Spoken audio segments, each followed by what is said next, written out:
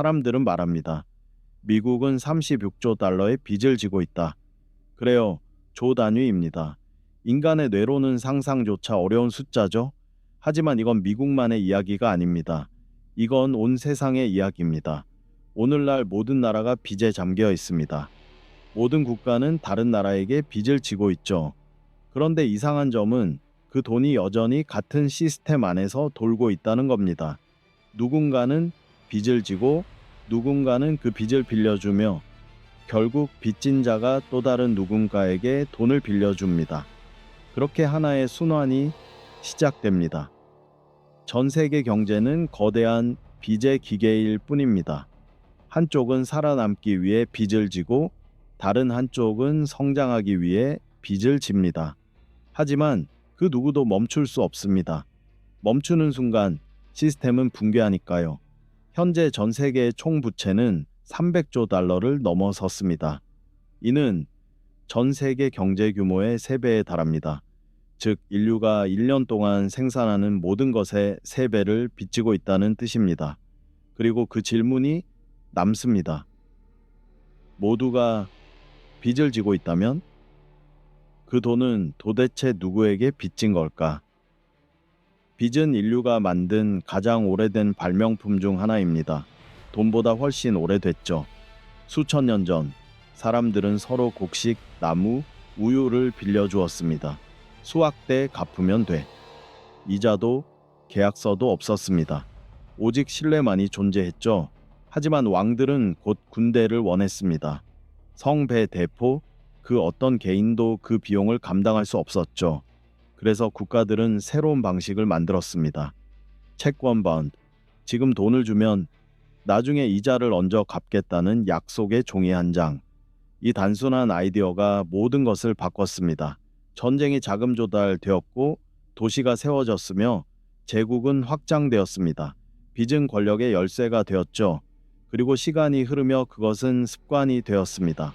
국가들은 위기 때만 빚을 내는 게 아니라 항상 빚을 지기 시작했습니다. 오늘날 빚은 경제의 엔진이 되었습니다. 이제 아무도 돈이 없다고 말하지 않습니다. 정부는 단지 이렇게 말합니다. 돈을 더 찍어내면 되지. 왜냐하면 지금의 돈은 더 이상 금으로 보증되지 않기 때문입니다. 오직 신뢰로만 지탱되고 있죠. 이제부터 이야기는 복잡해집니다. 많은 사람들은 이렇게 말하죠. 미국은 중국에게 빚을 졌다. 부분적으로 맞지만 그게 전부는 아닙니다. 왜냐하면 미국의 부채 중 70%는 사실 미국인 자신들에게 빚진 것이기 때문입니다. 그렇습니다. 미국은 자기 자신에게 빚을 지고 있는 겁니다.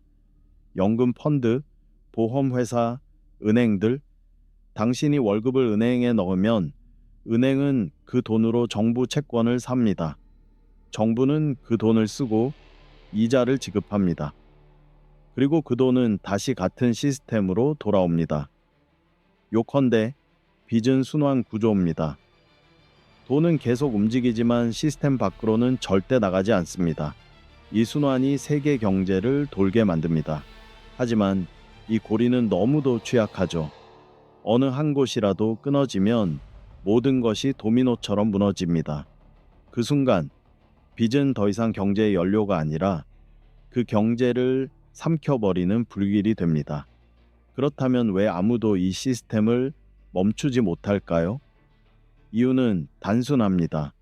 빚은 더 이상 도구가 아니라 중독이 되었기 때문입니다. 정부는 성장을 위해 빚에 의존합니다. 시민들은 생존을 위해 빚에 의존합니다. 선거조차 더 많은 지출 약속으로 이겨집니다.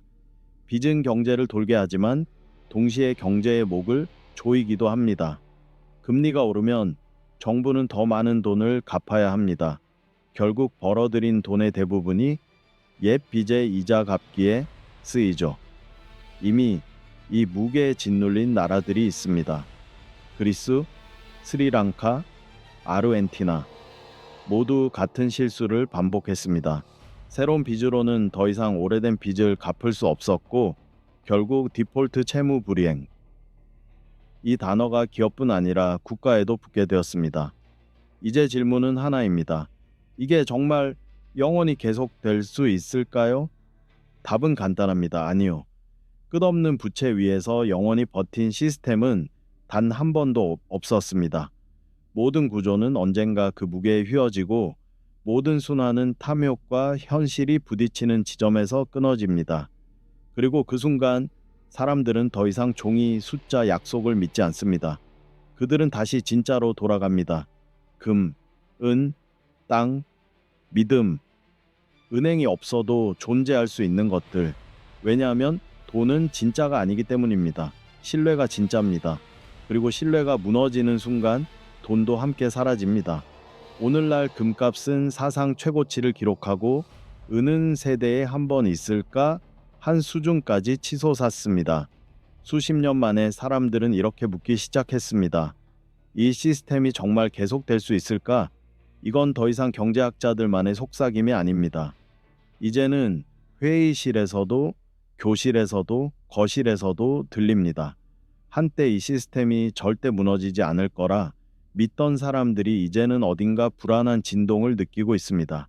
시장은 평온해 보이고 정치인들은 카메라 앞에서 미소를 짓습니다. 하지만 그 뒤에는 공포가 있습니다. 모든 금융제국이 똑같이 두려워하는 그 순간 붕괴 전의 침묵. 어쩌면 우리는 이미 인류 역사상 가장 큰 버블 안에 살고 있을지도 모릅니다. 하지만 버블 안에 있는 사람은 자신이 버블 속에 있다는 걸 결코 깨닫지 못합니다. 안에서는 모든 것이 정상처럼 보이니까요.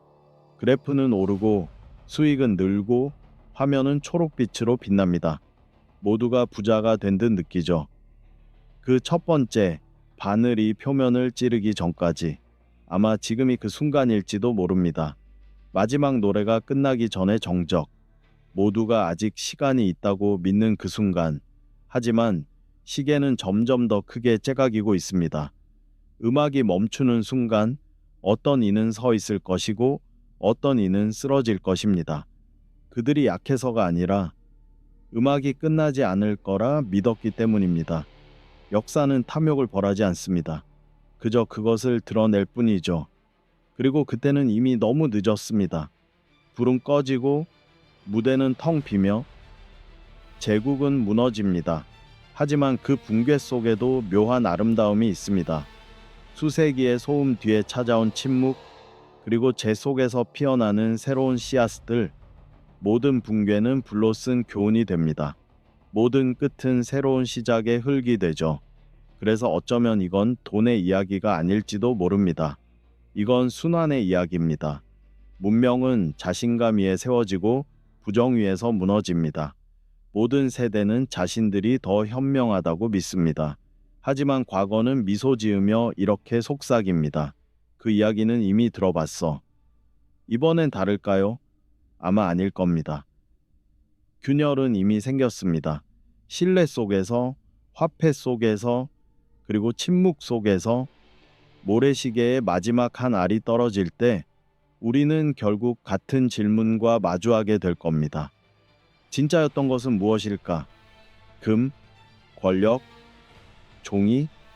아니면 끝나지 않으리라 믿었던 그 믿음? 마지막 시간이 울릴 때 진실은 메아리치지 않습니다. 그저 조용히 속삭이죠. 너에게 시간은 있었다. 하지만 너는 그것을 편안함과 바꿨다. 이제 편안함은 사라졌고 시간도 끝났다.